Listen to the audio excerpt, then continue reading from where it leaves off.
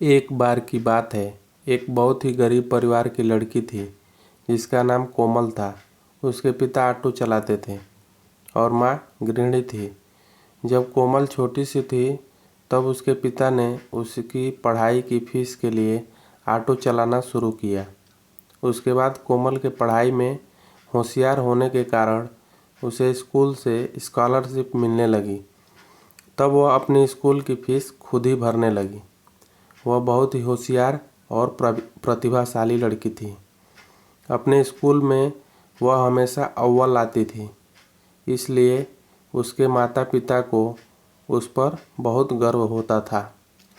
यहाँ तक कि उसके स्कूल के शिक्षक भी उसकी बहुत तारीफ करते और हमेशा कहते रहते कि कोमल में कुछ कर दिखाने का जुनून है और वह अपने माता पिता का नाम ज़रूर रोशन करेगी।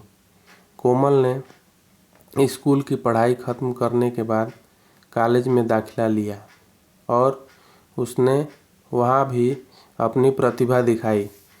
उसके प्रतिभाशाली होने कारण ही कॉलेज की पढ़ाई करते करते ही उसकी जॉब लग गई और वह कॉलेज की पढ़ाई ख़त्म कर जॉब करने लगी। जॉब की शुरुआत में उसकी तनख्वाह कम थी, फिर ऑफिस में भी उसने धीरे धीरे अपनी जगह बना ली और देखते ही देखते उसकी तरक्की होती चली गई।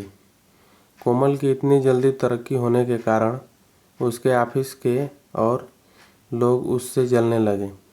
उसे हमेशा नीचा दिखाने की कोशिश करते और उससे कहते कि तुम्हारी इतनी औकात नहीं है, किंतु वह बिना डरे अपना काम करती रहती और उसके काम को देखते हुए उसकी तरक्की होती रहती। कोमल के ऑफिस के एक अन्य कर्मचारी जिसका नाम राकेश था को उससे बहुत ईर्ष्या होने लगी थी, क्योंकि वह उस कंपनी में पहले से था और उसकी इतनी तरक्की नहीं हुई थी और उसकी जगह कोमल की तरक्की हो रही थी। राकेश किसी भी हाल में कोमल को ऑफिस से निकालना चाहता था। इसके लिए उसने कई हथकंडे भी अपनाए, किंतु हर बार वह असफल रहा।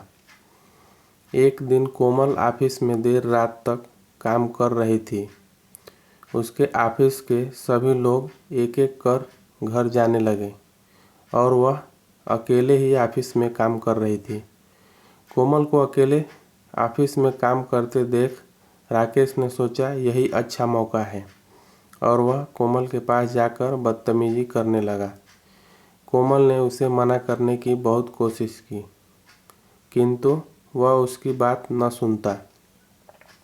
उस समय तो कोमल वहाँ से चली गई, परंतु इस सब से वह डरी और सहमी हुई हालत में घर पहुँची। घर पहुँचते ही उसने अपने आप को कमरे में बंद कर लिया।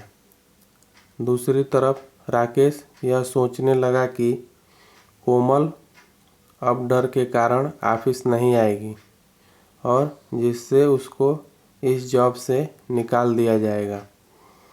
राकेश ऐसा पहले भी कई लड़कियों के साथ कर चुका था और वे सारी लड़कियां अपनी बदनामी के डर से कुछ ना कहते हुए जॉब छोड़कर चली जाती। अगले दिन कोमल सुबह उठी और ऑफिस जाने से मना करने लगी। तब उसकी माँ द्वारा पूछे जाने पर उसने सारी कहानी अपनी माँ को बताई और कहने लगी कि वह यह जॉब छोड़ देगी।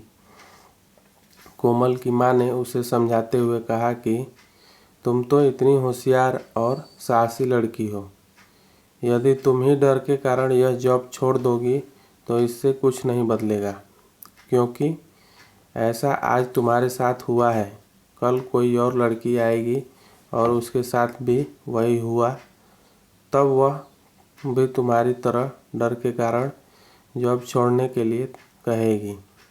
लेकिन इससे राकेश जैसे लोगों को बढ़ावा मिलता रहेगा और वे लड़कियों को अपने हाथों की कठपुतली समझते रहेंगे। कोमल की माँ ने कोमल को ऑफिस जाने के लिए हिम्मत देते हुए कहा कि तुम्हें ऑफिस जाना चाहिए और उस आदमी का सामना कर उसके खिलाफ लड़ना चाहिए।